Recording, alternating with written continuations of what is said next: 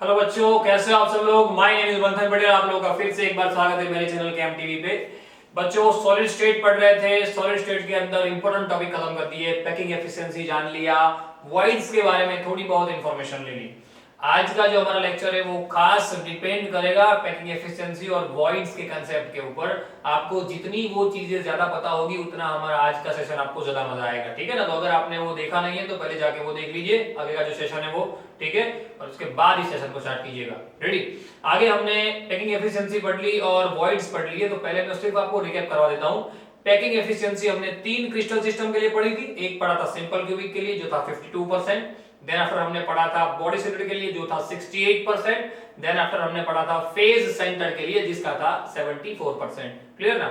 उसके वॉइड्स भी हमने अकॉर्डिंग टू पैकिंग एफिशिएंसी को 100 में से निकाल के जो भी निकाले थे वो वॉइड्स मिल गए थे।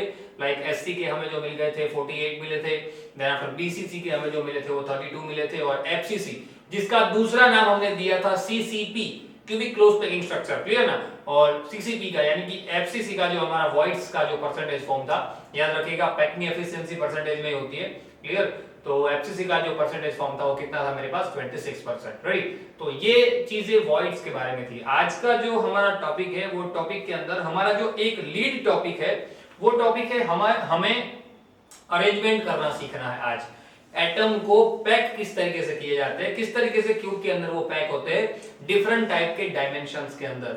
मैं अगर 1D की बात करता हूं, मैं अगर 2D की बात करता हूं, मैं अगर 3D की बात करता हूं, तो अलग अलग डायमेंशन के अंदर मैं किस तरीके से एटम को अरेंज करता हूं। क्लियर ना। वो हमें जानना है। और उन्हीं के साथ साथ दो चीजें और पढ़नी है, वो है कोऑर्डिनेशन नंबर।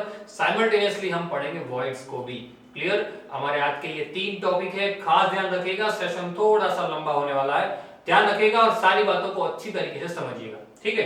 तो सबसे पहले हम टाइटल के बारे में डिस्कशन कर ले, उसके बाद आगे पढ़ेंगे। तो सबसे पहले पढ़ना क्या है उसका टाइटल लगा दीजिए आप। हमें आज पढ़ना है क्लोज्ड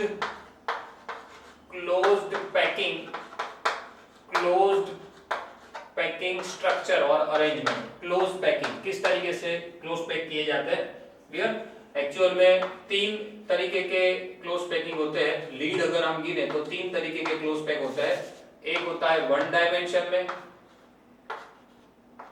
एक होता है 1 डायमेंशन जिसको हम 1D कहते हैं, एक होता है 2 डायमेंशन जिसको हम 2D कहते हैं, और एक होता है 3 डायमेंशन जिसको हम 3D कहते हैं। क्लियर ना। ध्यान रखिएगा, खास मिस्टेक ना हो बच्चों। रेडी। 1D के अंदर तो नॉर्मल से आता है। 1D के अंदर हम नॉर्मल स्ट्रक्चर बनाते हैं, कोई प्रॉब्लम 1D के अंदर नहीं आती। लेकिन शुरुआत होती है 2D से।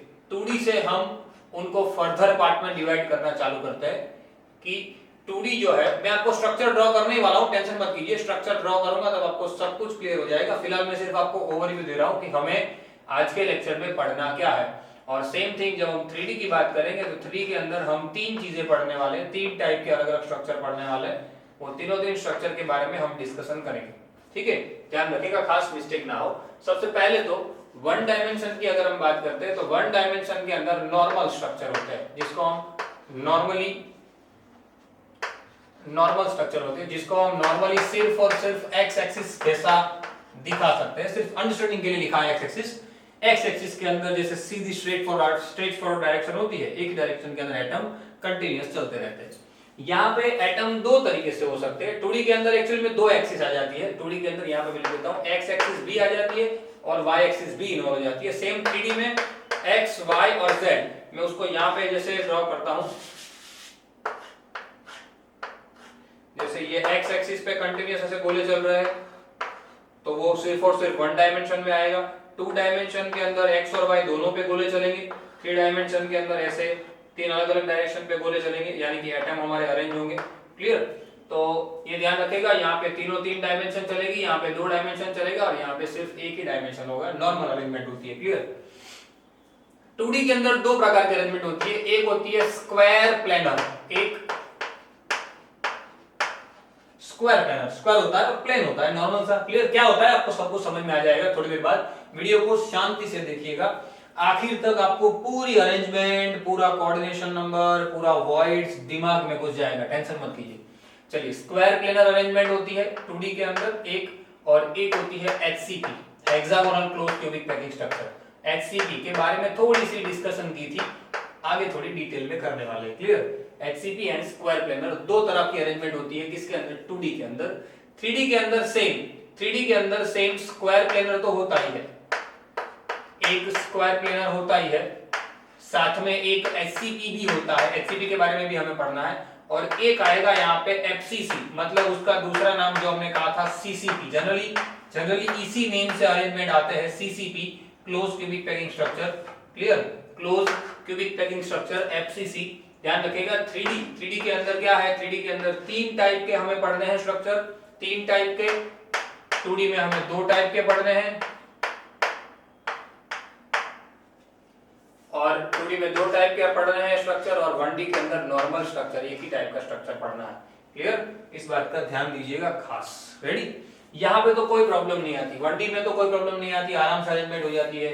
2D में भी कोई प्रॉब्लम नहीं आती, वहां पे भी आराम से अरेंजमेंट हो जाती है। लेकिन जब बात आती है 3D की बात आती है, तब जनरली जनरेशन होता है वॉइड्स का। जनरली वॉइड्स के जनरेशन होते हैं, क्योंकि 3 डायमेंशन हो जाता है, मतलब कि एक लेयर तो ऐसे जा ही रहा है, एक लेयर ऐसे जा रहा है, लेकिन जब एक लेयर ऐसे जा रहा है, जब ऐसे आपकी ओर आ रहा है, तो एक गोला यहाँ पे ऐसे गोला आगे होते जाएंगे, यानी कि प्रॉपर अरेंजमेंट होगी। ऐसा एक गोला नहीं होता, ऐसी कंटिन्यूअस अरेंजमेंट हो सकती है, जैसे कि यहाँ पे ऐसी कंटिन्यूअस अरेंजमेंट हो सकती है। बराबर। रेडी। थोड़ा लाइन में गिनिएगा, इस हिसाब से वैसा ही आगे की ओर बढ़ता जाता है, वो दूसरी टाइप की अरेंजमेंट भी हो सकती है। बराबर। चलिए, अब स्क्वायर प्लेनर स्ट्रक्चर जो है उसके बारे में थोड़ा समझा देता हूं आपको, उसके बाद आपको एचसीपी के बारे में समझा देता हूं। क्लियर। और देन आफ्टर हम बात करने वाले हैं इस एफसीसी के बारे में, यानी कि सीसीपी के बारे में। यानी ये 3 टाइप के स्ट्रक्चर हमें डिटेल में पढ़ने हैं सबसे पहली बार। क्लियर। आज दूसरा हमारा जो टॉपिक इसी के अंदर रहने वाला है, वो टॉपिक है कोऑर्डिनेशन नंबर।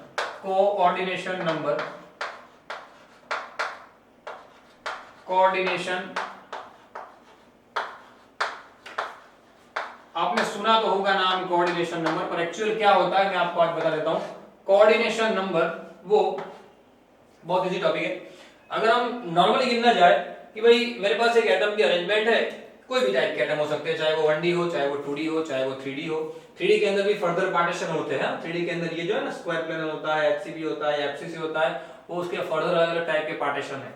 ये जो स्क्वायर प्लेनर होता है नॉर्मली, या एचसीपी होता है, तो इसके अंदर नॉर्मल ए टाइप के चलते हैं, इसके अंदर एबी टाइप के चलता है, इसके अंदर एबीसी टाइप चलता है। लेकिन वो क्या होता है वो डिटेल में पढ़ेंगे, टेंशन मत कीजिए। कोऑर्डिनेशन नंबर के बारे में समझा दो आपको, क्योंकि हमें ये स्ट्रक्चर पढ़ते वक्त इनका डिस्कशन करना है। ठीक है ना। कोऑर्डिनेशन नंबर डायरेक्ट 1 मार्क्स के अंदर एमसीक्यू में सबसे ज्यादा पूछा जाता है, सबसे ज्यादा कोऑर्डिनेशन नंबर। क्लियर। ध्यान रखना खास। एक्चुअल में कोऑर्डिनेशन नंबर है क्या। मेरे पास कोई पर्टिकुलर एटम है, समझना, कोई पर्टिकुलर मेरे पास एटम है, उसका नेबर एटम, या मैं उसको कह सकता हूं उसका टचिंग एटम, उसको जो टच कर रहा है, जो एटम उसको टच कर रहा है, वो क्या होता है, उसका कोऑर्डिनेशन नंबर। सिंपल सी बात है, लेकिन बच्चों के दिमाग में घुसती नहीं है। सिंपल सी बात है क्या, जैसे कि मेरे पास एक एटम यहाँ पे है, समझना बहुत इजी है, बहुत इजी समझा दूंगा। एक एटम है मेरे पास, उसको एक एटम ने यहां से टच किया, एक एटम ने यहां से टच किया, एक एटम ने यहां से टच किया, और एक एटम ने यहां से टच किया। क्लियर। मतलब कि इसके नेबरिंग एटम कितने हो गए जो इसको टच कर रहे हैं। देखिए यहाँ पे टच हुआ है, यहाँ पे टच हुआ, यहाँ पे टच हुआ, यहाँ पे टच हुआ, तो इसका मैं अगर कोऑर्डिनेशन नंबर लिखना चाहूँ तो कोऑर्डिनेशन नंबर इसका कितना आ जाएगा, सीधा सा 4 आ जाएगा कि नहीं। सिंपल है ना। बराबर। सेम थिंग अगर मैं कोई ऐसे सीधी डायरेक्शन में जा रहा हूं, मैं ये एटम उठा लेता हूं, तो इसको यहाँ पे टच हुआ, एक यहाँ पे और एक यहाँ पे, मतलब इसका कोऑर्डिनेशन नंबर कितना हुआ 1 और 2। ये एटम का मैं कोऑर्डिनेशन नंबर लिखूं तो कितना होगा 2। बस इतनी सिंपल सी बात है। क्या, नंबर ऑफ एटम माफ कीजिए, नंबर ऑफ नेबरिंग एटम कह सकते हो, विच टच द पर्टिकुलर एटम। हमारे एटम को जो टच कर रहे हैं नेबरिंग एटम, वो क्या कह जाएंगे, हमारा कोऑर्डिनेशन नंबर। इतना इजी होता है हर एक स्ट्रक्चर के अंदर, चाहे स्क्वायर प्लेनर ले लो, चाहे एचसीपी ले लो, चाहे एफसीसी ले लो, चाहे नॉर्मल ले लो, हर एक स्ट्रक्चर के अंदर जो हमारे कोऑर्डिनेशन नंबर होते हैं वो अलग अलग रहते हैं। खास ध्यान रखिएगा इस बात का। ठीक है। और इसी के साथ डिटेल में पढ़ना ही है, टेंशन मत लीजिए, कोऑर्डिनेशन नंबर डिटेल में पढ़ना ही है, सिर्फ ओवरव्यू दे रहा हूं। और उसी के साथ हमारा आज का जो तीसरा टॉपिक रहने वाला है वो है वॉइड्स।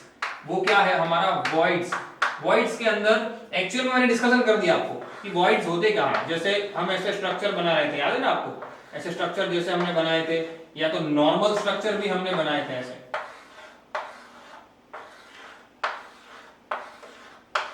तो ये जो बीच में यहाँ पे देखिए, यहाँ पे भी बीच में जगह बच गई थी, यहाँ पे भी बीच में जगह बच गई थी, क्लियर ना। तो ये जो जगह बच जाती है बीच में, ये जो जगह बच जाती है, उस स्पेस को ही तो हमने क्या कहा था, उसको तो हमने क्या कहा था, वॉइड्स कहा था। इसी स्पेस को हमने क्या कहा था, वॉइड्स। सिर्फ समझ लीजिए, समझ है ये, वॉइड्स की समझ है। वॉइड्स कहते किसे, एक्चुअल में वॉइड्स क्या होते हैं वो तो हमें डिटेल में पढ़ना ही है। देखिए ये दोनों अलग अलग टाइप की अरेंजमेंट है, दोनों अलग अलग टाइप की अरेंजमेंट है, उसके अंदर वॉइड्स किस तरीके से होते हैं वो हमने देख लिया। हमारा जो टॉपिक है वो टॉपिक के अंदर हमें खास पढ़ना है, एक है टेट्राहेड्रल वॉइड्स, एक हमें पढ़ना है टेट्राहेड्रल वॉइड्स, और एक हमें पढ़ना है ऑक्टाहेड्रल वॉइड्स। एक क्या पढ़ना है, टेट्राहेड्रल वॉइड्स, एक पढ़ना है ऑक्टाहेड्रल वॉइड्स, और उसी के साथ छोटा सा इनिशिएटिव टर्म है वो है ट्राइगोनल वॉइड्स। ट्राइगोनल के बारे में डिस्कशन कुछ किया नहीं गया, लेकिन समझा दो कि अगर ट्राइगोनल समझ में आएगा तो ही टेट्रागोनल समझ में आएगा, टेट्रागोनल समझ में आएगा तो ही ऑक्टागोनल समझ में आएगा, माफ कीजिए ऑक्टाहेड्रल समझ में आएगा। क्लियर। तो तीन बातों को समझ लीजिए, हमें ये तीन चीजें पढ़नी है, ये तीन टाइप के वॉइड्स पढ़ने हैं, कौन से स्ट्रक्चर में और कैसे ये वॉइड्स जनरेट होते हैं उसकी हमें डिस्कशन करनी है, ठीक है ना। खास ध्यान रखिएगा, मिस्टेक ना हो बच्चों। फटाफट से स्क्रीनशॉट लो, उसके बाद टॉपिक चालू करते हैं। आज का फर्स्ट हमारा जो फर्स्ट डायमेंशन है वो ले लीजिए स्क्रीन बच्चों, चालू करते हैं। टाइटल लगाइए first one dimension, one dimension close packing, one dimension close packing. बहुत इजी है, कुछ है नहीं, उसी के रिलेट में हमें पढ़ना है, उसी के साथ हमें पढ़ना है उसका कोऑर्डिनेशन नंबर भी। तो one dimension in the sense मैंने आपको पहले भी बता दिया, वन डायमेंशन का मतलब क्या हम कहेंगे कि भाई मेरे पास कोई एटम की अरेंजमेंट है, देखिएगा वन डायमेंशन मतलब कोई एक ही, इसको एक ही डायमेंशन, कोई एक ही डायमेंशन, यानी कि सिर्फ और सिर्फ कोई एक ही एक्सिस। यहाँ पे सिर्फ मैं एक एक्सिस दिखा रहा हूँ, एक्स एक्सिस, क्लियर। जैसे कि ये एक एक्सिस है, क्लियर। तो ये जो अरेंजमेंट है उसको हम क्या कहते हैं, नॉर्मली वन डायमेंशनल अरेंजमेंट। अब इसका कोऑर्डिनेशन नंबर जनरली मैं लिखना चाहूँ तो मैं किसी एक एटम को उठा लेता हूँ, मैंने यहाँ पे ड्रॉ भी कर दिया, आपको समझा भी दिया, बच्चों को समझ में आ भी गया होगा। ये वन, ये टू, यानी कि वन डायमेंशन के अंदर, वन डायमेंशन के अंदर कोऑर्डिनेशन नंबर, वन डायमेंशन के अंदर कोऑर्डिनेशन नंबर क्या होता है, वन डायमेंशन के अंदर कोऑर्डिनेशन नंबर टू, ऑलवेज क्या रहता है, टू। यानी कि ये बात एमसीक्यू के लिए खास ध्यान रखना, वन डायमेंशन स्ट्रक्चर में कोऑर्डिनेशन नंबर की जो पॉसिबिलिटी है वो क्या रहती है, टू। क्योंकि वन डायमेंशन है, एक ही डायमेंशन में जा रहा है, चाहे एक तरफ जा रहा है, चाहे इस तरफ जा रहा है, चाहे आपकी तरफ आ रहा है, चाहे मेरी तरफ आ रहा है, कहीं भी आ रहा है, लेकिन एक ही डायमेंशन है। तो कोई भी एक एटम के आसपास दो ही एटम होने वाले हैं, सीधी बात है, या तो इस तरफ दो होने वाले हैं, या तो ऊपर होने वाले हैं, या आपकी तरफ होने वाले हैं, कहीं पे भी। रेडी। तो ध्यान रखना, ये तो बहुत इजी है, इसमें तो कुछ है नहीं। मेन टॉपिक चालू हो रहा है हमारा सेकंड से। हमारी जो दूसरी अरेंजमेंट है जो कि 2D, जिसको हम कहते हैं 2D, two dimension close packing structure, two dimension close packing. Two dimension के अंदर मैंने आपको बात बताई थी कि हमें दो टाइप की बात करनी है। एक बात करते हैं स्क्वायर प्लेनर, सबसे पहले हम बात करते हैं square planar. Square planar structure actual में होता कैसा है, स्क्वायर और प्लेनर, यानी कि टू डायमेंशन है, टू डायमेंशन है मतलब कि दो डायमेंशन आएगी यहाँ पे, सीधी बात है। तो मैं दो डायमेंशन में एटम को अरेंज करूंगा, एक तो मैं ऐसे अरेंज करूंगा और उसी के साथ में ऐसे भी अरेंजमेंट करूंगा, सही है ना। तो ये एटम भी इसके साथ ऐसा ही अरेंज होगा, तो ये एटम भी उसके साथ ऐसा ही अरेंजमेंट होगा, ये एटम भी उसके साथ सेम ऐसा ही अरेंज होगा। यानी ये जो है वो स्क्वायर, आप कहीं से भी देख लो, देखो यहां से मैं एक लाइन ड्रॉ करता हूं यहां से, तो ये देखिए दो डायमेंशन हो गई, या यहां से देख लीजिए, ये कोई भी जगह से देख लीजिए, यानी कि ये जो अरेंजमेंट हुई वो अरेंजमेंट को हम क्या कहते हैं, स्क्वायर प्लेनर। इसको क्या कहते हैं, इसको कहते हैं हम स्क्वायर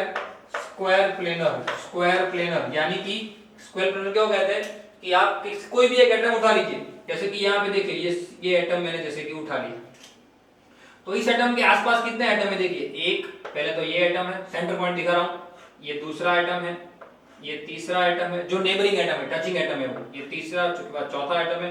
कुछ बच्चे कहेंगे सर ये भी इसका नेबरिंग एटम है, नहीं है, देखिए जगह है, टच नहीं कर रहा, जो टच कर रहा है वो नेबरिंग एटम रहेगा। यानी ये कौन सा, माफ कीजिए, ये कौन से प्रकार का स्ट्रक्चर बना रहे हैं? देखिए स्क्वायर प्लेनर बन रहा है ना, नॉर्मल सा स्क्वायर प्लेनर स्ट्रक्चर बन रहा है कि नहीं बन रहा है? सिर्फ 2D है, ये सिर्फ एक ही लेयर है, एक लेयर की बात चल रही है, सिर्फ 2D है ये। क्लियर? तो क्या रहेगा स्क्वायर प्लेनर? स्क्वायर प्लेनर के अंदर कोऑर्डिनेशन नंबर, स्क्वायर प्लेनर के अंदर कोऑर्डिनेशन नंबर स्क्वायर प्लेनर के अंदर कोऑर्डिनेशन नंबर ऑलवेज रहता है 4। क्यों? दिख रहा है बच्चों आपको? देखिए 1 2 3 4। नेबरिंग एटम कितने हैं? नेबरिंग एटम कितने हैं? टचिंग एटम कितने हैं? 4। यानी ये एमसीक्यू को खास ध्यान रखना। क्या?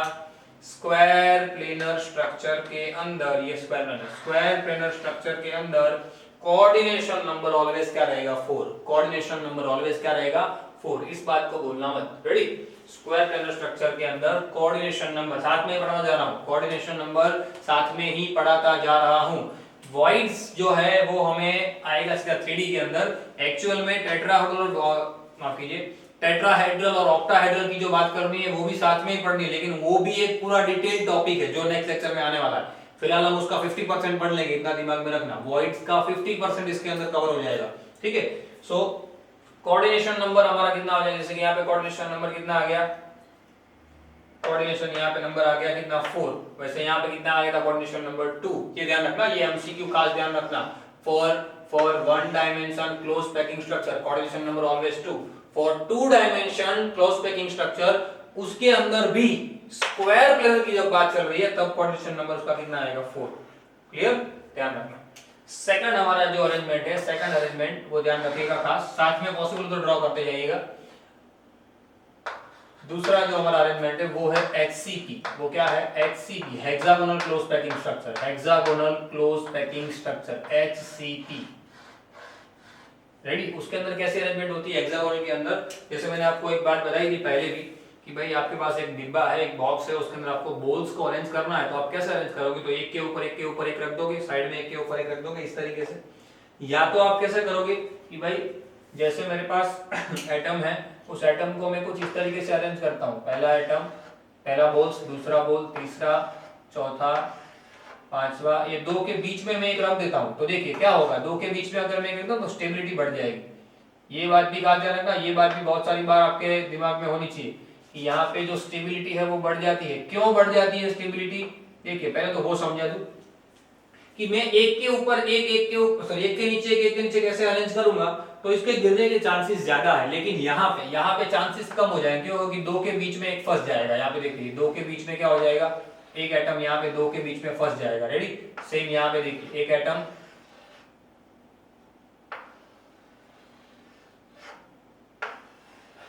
यहाँ पे देखिए 2 के बीच में क्या हो जाएगा? एटम जो है वो फंस जाएंगे। सही है ना? क्लियर? तो ध्यान रखिएगा खास मिस्टेक ना हो।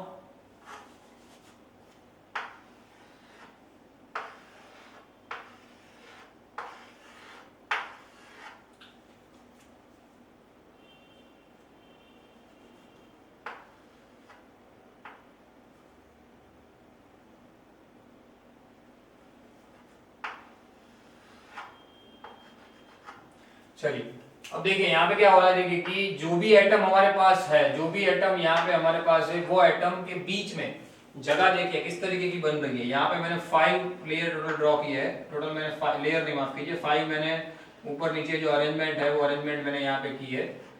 वो सारी अरेंजमेंट को जरा देखिए। इस अरेंजमेंट, ये अरेंजमेंट से ये अरेंजमेंट थोड़ी सी अलग है। क्यों?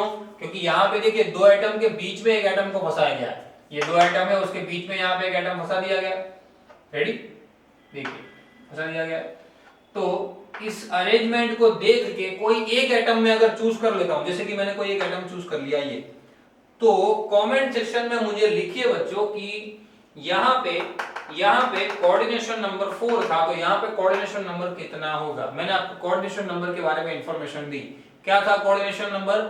Number of neighbouring atom. Number of neighbouring atom कितने होते हैं वो आपको बताना है। नंबर ऑफ नेबरिंग एटम होते हैं क्या? हमारा कोऑर्डिनेशन नंबर। तो यहाँ पे नेबरिंग एटम 1 2 3 4 थे, तो 4 कोऑर्डिनेशन नंबर था। यहाँ पे कितना होगा कमेंट सेक्शन में लिखिए।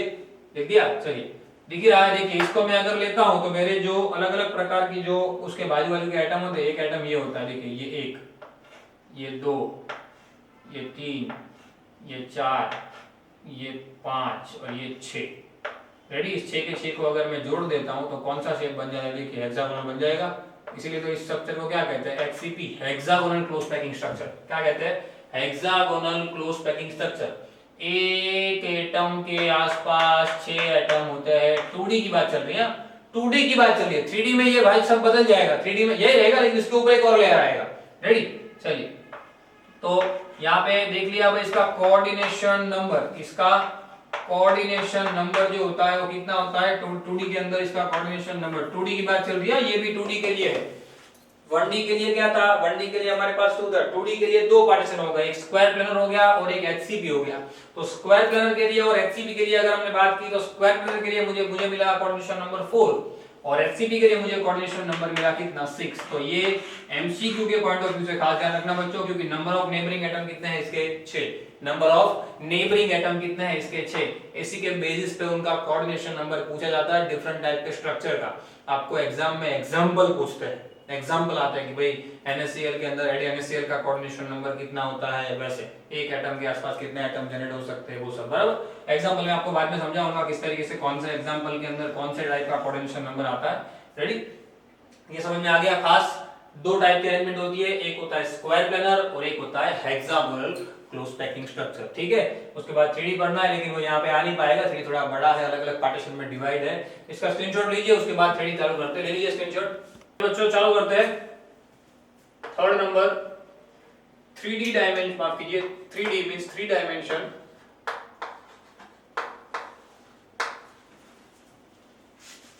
ये लिख देते हैं।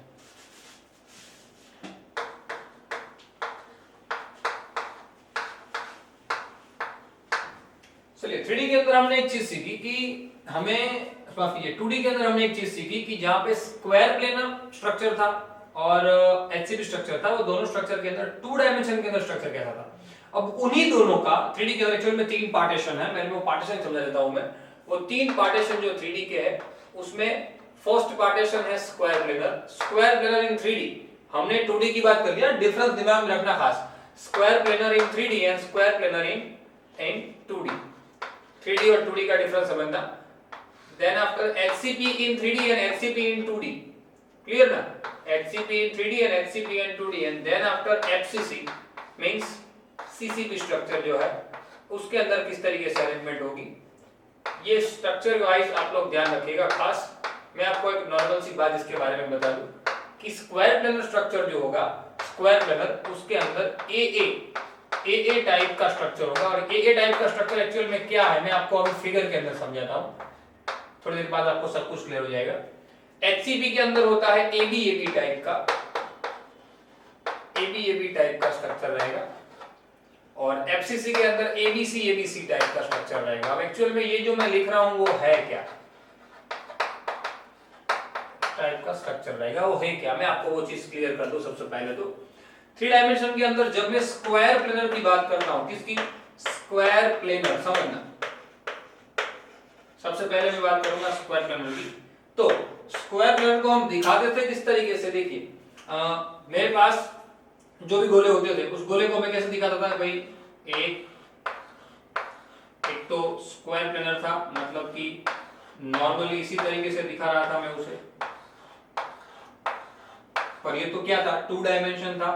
इसी को आपको एक चीज सिखा रहा हूं, इसी को अगर आपको 3 डायमेंशन में कन्वर्ट करना है तो किस तरीके से करेंगे। जैसे कि एक नॉर्मल बात, आप ऐसे नॉर्मल सी ऐसे लाइट क्यूब बना लीजिए, जैसे कि मैंने यहाँ पे क्यूब बना दिया। रेडी, 3 डायमेंशन के लिए हमें करना है।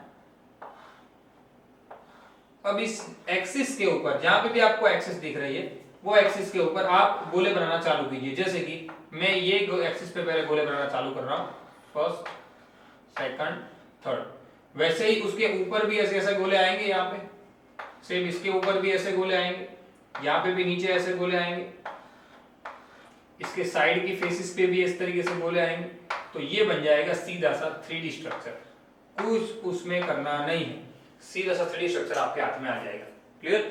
हालांकि आपको पीछे की फेसेस दिखेगी नहीं, आपको सिर्फ 3 फेस दिखेगी, एक फ्रंट फेस दिखेगी, एक ऊपर की फेस दिखेगी और एक इस तरफ की फेस दिखेगी। यानी इसको प्रॉपरली अगर आपको ड्रॉ करना है, समझना किस तरीके से करोगे। तो सबसे पहले तो आप जो एक्सिस ड्रॉ करते थे वो एक्सिस ड्रॉ कर दो। क्लियर? जो आप ऐसे लाइन बनाते हो कि भाई 1 2 3, ये जो गोला था 1 2 3, ये गोला नीचे की साइड जाएगा, 1 2 3 ये ऊपर की साइड जाएगा, मतलब कि एक फेस जो है गोले की वो ऊपर की साइड बनती जाएगी ऐसे, जो ये गोले के साथ पैरेलल में रहेंगे। रेडी? ऊपर की साइड, यहां पे भी ये गोला इस तरीके से पैरेलल रहेगा, यहां नीचे की साइड देख लीजिए, ये गोला इस तरीके से पैरेलल रहेगा। ये फेस जो कि मेरी नीचे की फेस, देखिए मैं आपको फेस क्लियर कर दूं, ये हमारी मेन डायमेंशन थी, देखिए समझ में आई ना बात? इस तरीके से हमारी ये मेन डायमेंशन है, ये ऊपर की फेस बन गई। रेडी? सेम यहाँ पे अगर साइड में एक और में अगर बना दूं तो ये मेरी नीचे की फेस बन जाएगी, देखिए क्लियर? रेडी? वैसे ही मुझे यहाँ पे एक ऐसी फेस बनानी है जिसके साथ में और गोले बनाऊंगा, मतलब इसी के साथ एक पैरेलल आएगी ऐसी लाइन। रेडी? अब समझ में आ रहा है? ये थोड़ा डार्क कर देता हूं, ये देख लीजिए,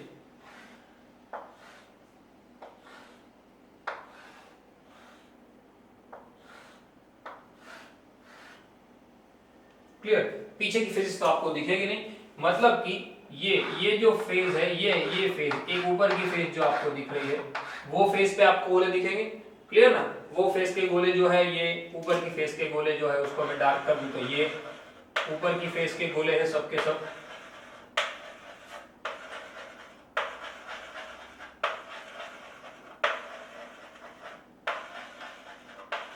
ये एज पे आ रहे हैं वो गोले हैं, क्लियर ना?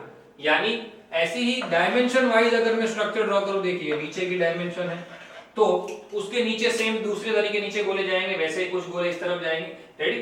तो ये स्क्वायर प्लेनर 3D है, 3D होता है, माफ कीजिए स्क्वायर प्लेनर ही होता है लेकिन 3D होता है कि भाई एक ये है, एक गोला, उसके ऊपर दूसरा गोला आता है बाहर की ओर, उसके ऊपर तीसरा बाहर की ओर, चौथा बाहर की ओर। क्यूब आप विजुलाइज करो, एक ये तो मैंने यहाँ पे ड्रॉ किया, लेकिन आप एक क्यूब विजुलाइज करो, एक क्यूब है जिसके ऊपर गोले इस तरीके से अरेंज हो रहे हैं। सिर्फ स्क्वायर प्लेनर की बात चल रही है, सिर्फ स्क्वायर प्लेनर की।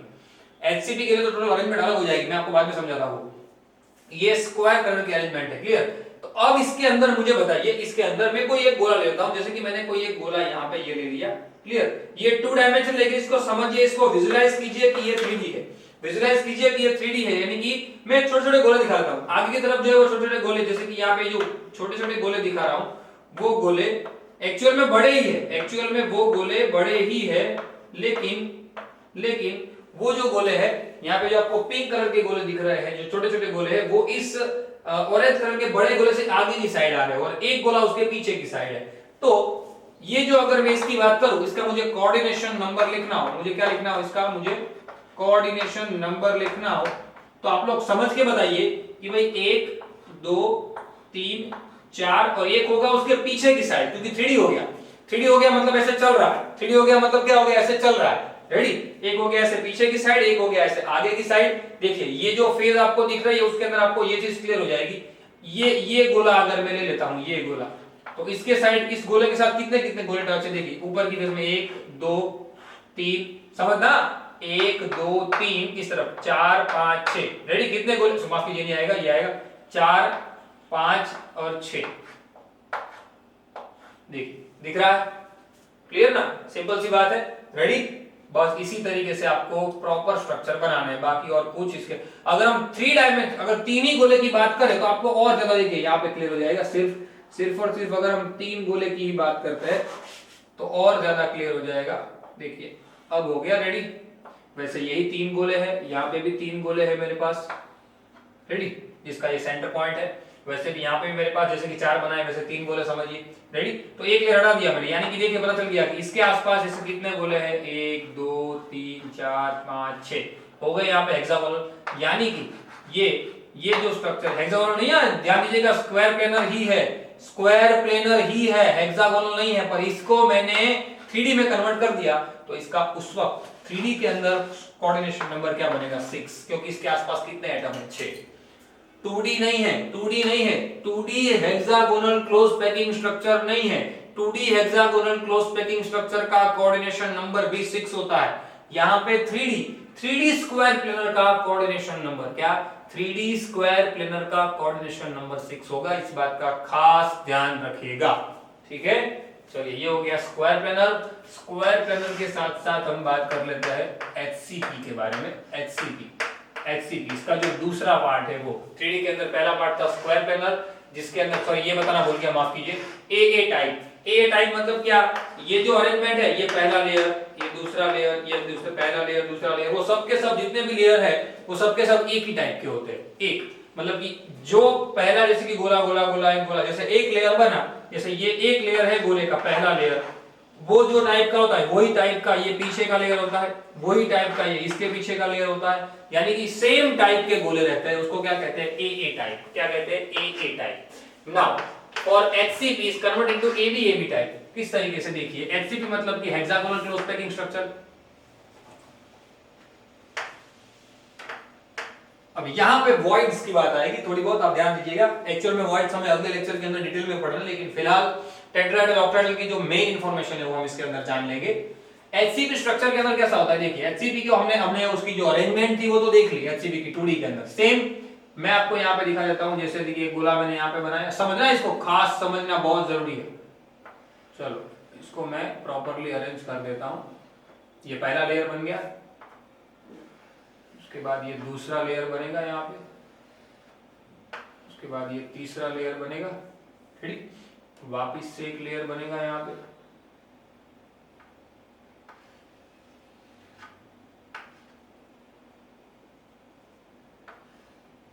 एक लेयर यहाँ पे बनेगा अगेन,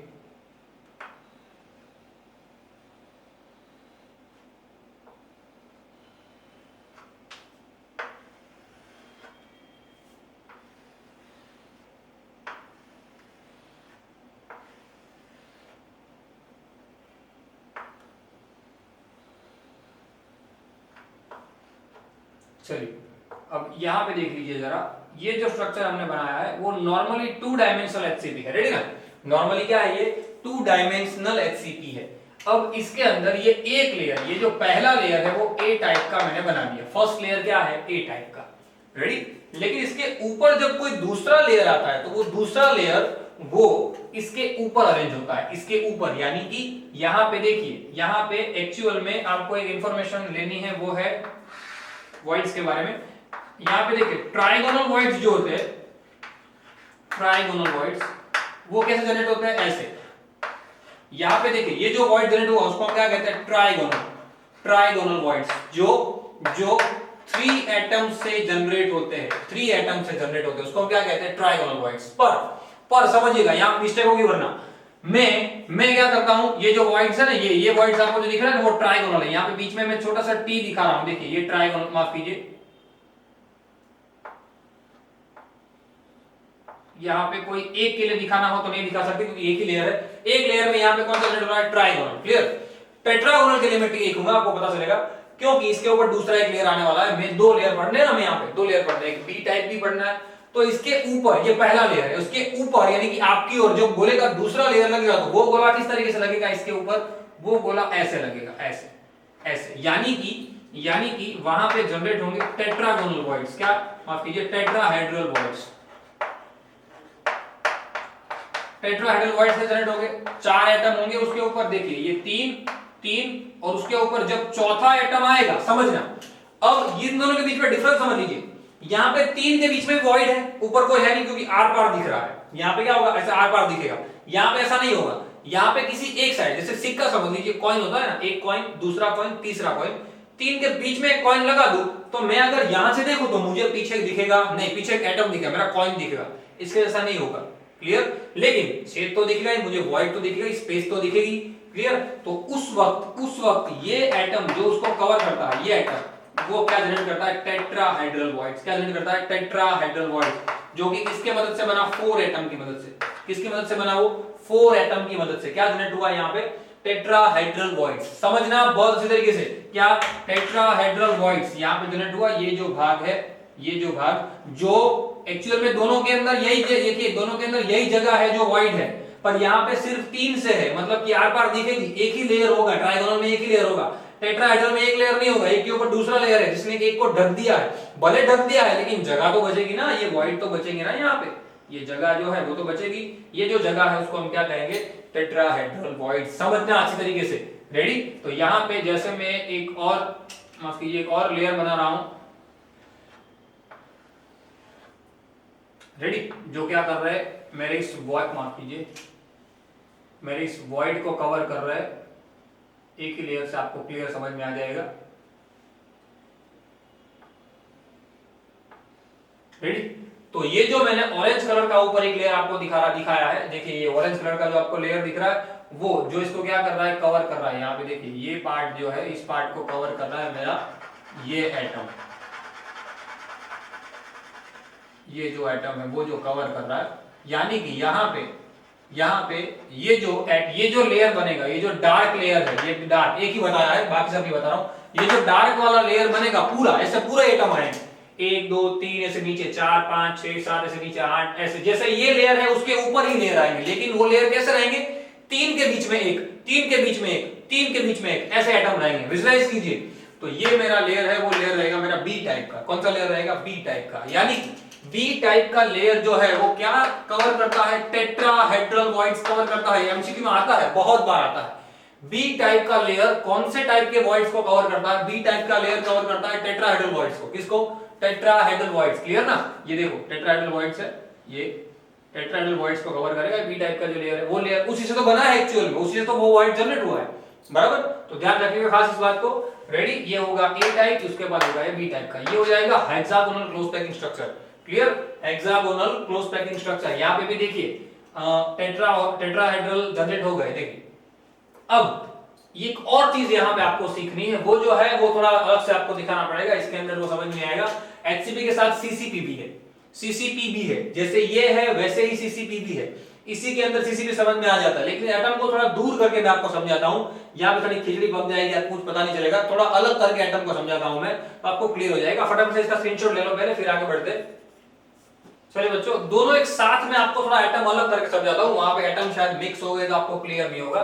लेकिन एक बात आप यहाँ पे एज्यूम करे रखना, मैं आपको एचसीपी और सीसीपी एक ही फिगर में समझा रहा हूं, आपको क्लियर हो जाएगा बहुत। देखिए ये एटम जो यहाँ पे मैं ड्रॉ कर रहा हूं, वो आप एज्यूम विजुलाइज कीजिए कि वो एकदम पास में है। एक्चुअल में वो पास में ही है, टच कर रही है एक दूसरे को, लेकिन मैं उसको टच करता हुआ दिखा नहीं रहा हूं, बराबर। तो आपको थोड़ा समझ में आए किस तरीके से वो बना है।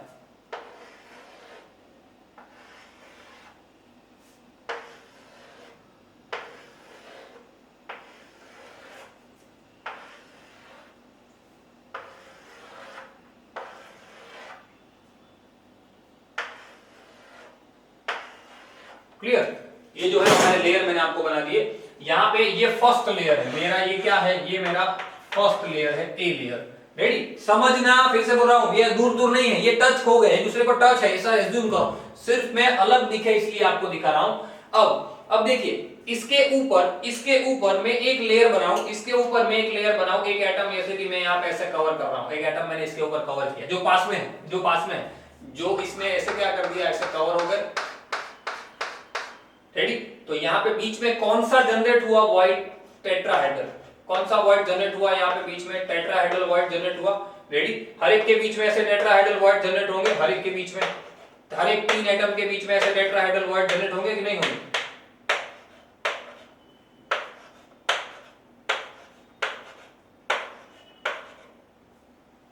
क्लियर, समझ में आई बात। हर एक के बीच में ऐसे टेट्राहेड्रल वॉइड जनरेट होंगे, क्योंकि हर एक एटम के बीच में ऐसा एटम आएगा ना। देखिए यहाँ पे जैसे मैंने एक एटम यहाँ पे दिखाया, वैसे ही उसके बाजू में ये एटम आएगा, वैसे ही उसके बाजू में ये एटम आएगा। ये भी टच है, ये जो ऑरेंज कलर के एटम है, ये जो उसके ऊपर का लेयर में जो बना रहा हूं, वो भी एक दूसरे को टच कर ही दिए है। लेकिन आपको एज्यूम करना है, मैंने समझाया पहले ही कि वो टच नहीं कर रहे हैं, अलग अलग इसलिए दिखा रहा हूं, बराबर। एक यहाँ पे आएगा सेम, एक यहाँ पे आएगा। रेडी, एक इसको कवर करता हुआ दिखाएंगे।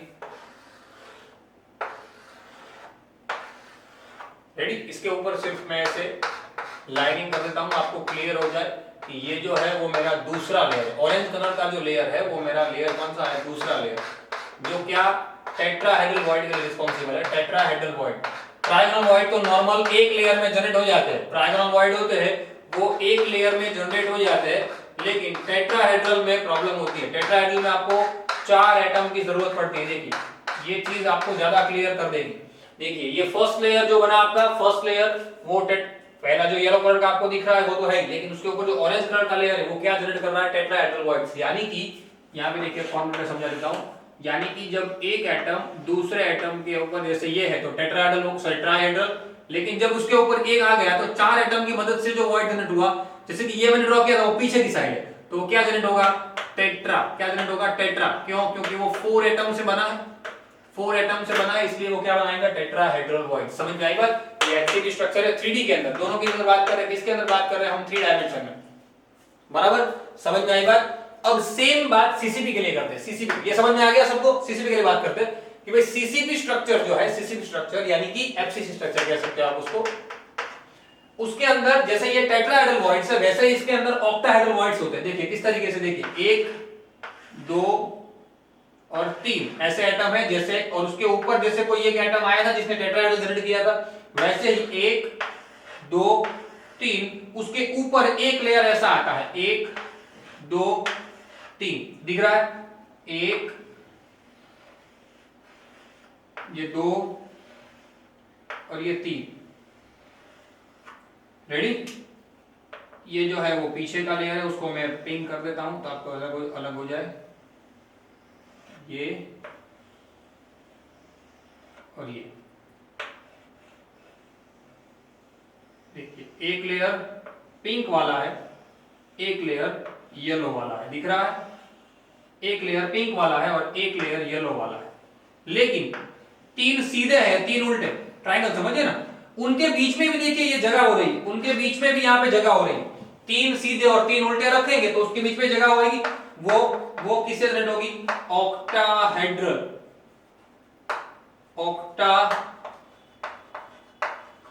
ऑक्टाहेड्रल वॉइड्स की मदद से वो क्या होगी, कवर अप होगी।